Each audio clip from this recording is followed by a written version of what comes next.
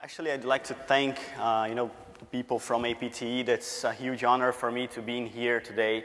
And actually today I'm gonna walk you through our story and what we've been doing in the past 8 years, some mistakes, some challenges that we pass on our history. And let me just start by introducing you to our country. And probably most part of you have already heard about Brazil, right? Caipirinha, soccer, samba, carnival. Actually, carnival just started today, and I'm here. Yeah, but that's important. So actually, we're much more than that. We're the 6th largest economy in the world, and yet we're the number 84th in the rank of social equality. Do you guys know how many countries exist in the world? 232 countries. And as Brazilian, I cannot tolerate that. And the reason is simple.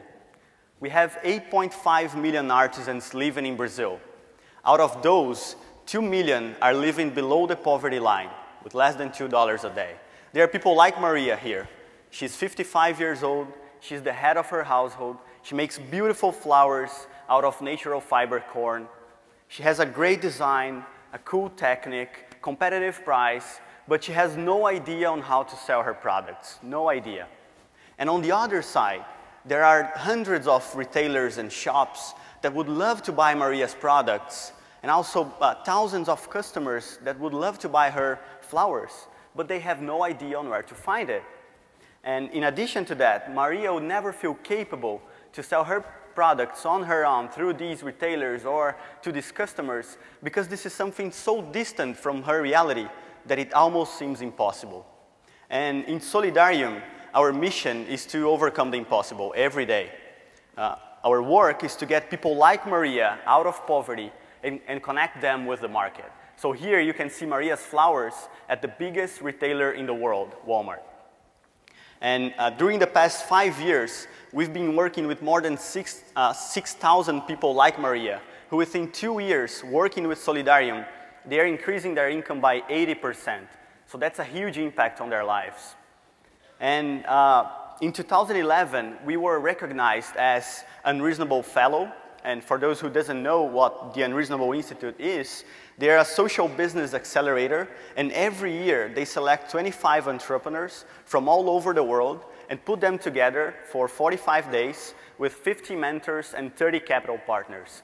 And at these experiences, totally life-changing experience, I got to know the CTO of HP, the co-founder of Google.org, and many other great people. And we came up with a new idea to scale up our business, to scale up our impact in Brazil.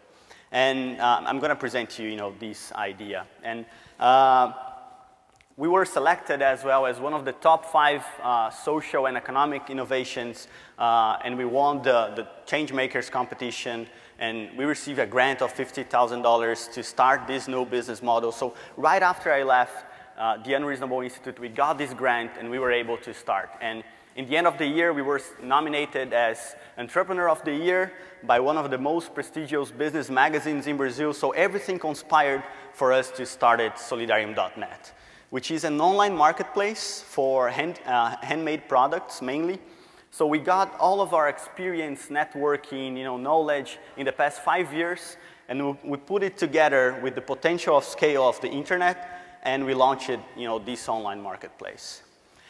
We've been running this marketplace for actually 6 months now, and the craziest thing is that in less than 6 months, we grew from 44 cooperatives, around 1,000 artisans, to more than 6,000 artisans and more than 2,000 cooperatives and associations, just because of the internet. So there were a huge potential for this platform. Let me just pass this. Oh, just a moment. And that's it. Yeah, so during the past 5 years, we've been working with all of these artisans, and the business model is very straightforward. So any artisan in the country can sign up, they can start selling with us, and in less than 5 minutes, they can set up their own store, list as many products as they have. You guys probably know Etsy here in the US. Solidarium business model is pretty much like Etsy, so we receive only a 10% commission over sales. And And on the consumer side, they can just buy any kind of product from all over the country and receive these pay with PayPal and receive their products at their shop or at their home. So it's a very simple business model, and it's working well so far. But of course that we haven't started like this. I mean, in the past 5 years, we learned a lot. We commit many mistakes. And we started, you know, I'm a very anxious person. So when we started, I was only 19 years old on my last year of college. And I received an invitation to start working in an NGO called the Entrepreneurial Alliance. And at that time, we realized these opportunities. So I decided that we should open this business, and that's what I wanted to do for my life. And in the first year, actually, we received an opportunity to open a store in a shopping mall. So imagine yourselves with only 19 years old, opening a store in a shopping mall without any experience, any money, and you'd have to pay, you know, the rent and everything.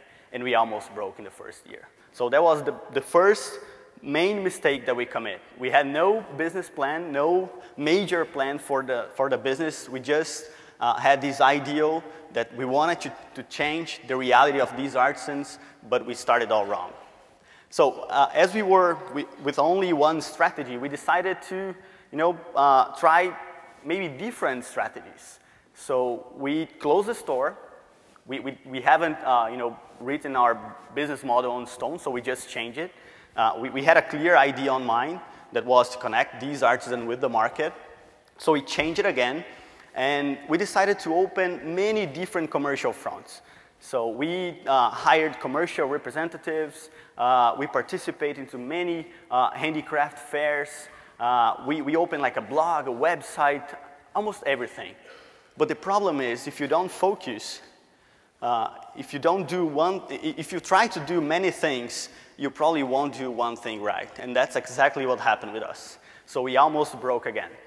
And you know, at that moment, we knew that we had to stop and to plan and to really, I mean, make a business plan for the company. And then we stopped it. We built a business plan. We raised money. And then we launched it. You know, we knew that if we wanted to scale up our operations, we should work with companies that had already a huge capillarity in the country. So we decided to go after, you know, major retailers. And that's when we aimed Walmart. You know, we knew that if we got into Walmart, all of the others would open their doors for us. But the problem is, how can you get into Walmart when you have only 20 years old, no experience, never worked with any retailer before, and you want to aim and achieve, you know, a commercial agreement with the biggest retailer in the world? So do you guys have any guesses? How can you become, you know, a supplier of Walmart? Come on, one guess. Go to Bentonville. Yeah, but I'm based in Brazil. That's the problem. And the main issue is that we didn't have any contact in Walmart, any friend, anybody. And so I tried to look at their website and to find become a supplier at walmart.com, the email. So I sent an email to them. So imagine what happened. They never replied. So we never got any reply for that email. And I tried like many times. So I tried the secretary, right? So I called on their 800 toll-free number. Hey, I want to be a supplier.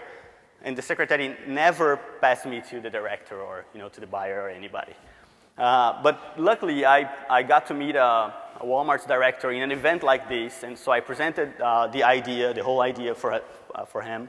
And they love it. You know, instead of only because Walmart's philanthropy in Brazil was really focused only in donating clothes and, you know, food for the communities around the stores. So instead of only doing that, they could open their stores to start selling products and, you know, start changing those communities in a sustainable way. So actually, they loved the idea. And we started with Walmart in only one store. And then we expanded to more than 56 stores all over the country. And, but the main issue was when we started with them, you know, we had like 32 products approved, but we had no idea on how to deliver it. So that comes another challenge on our history. So I used to, when you start a company, you better be prepared for do almost anything.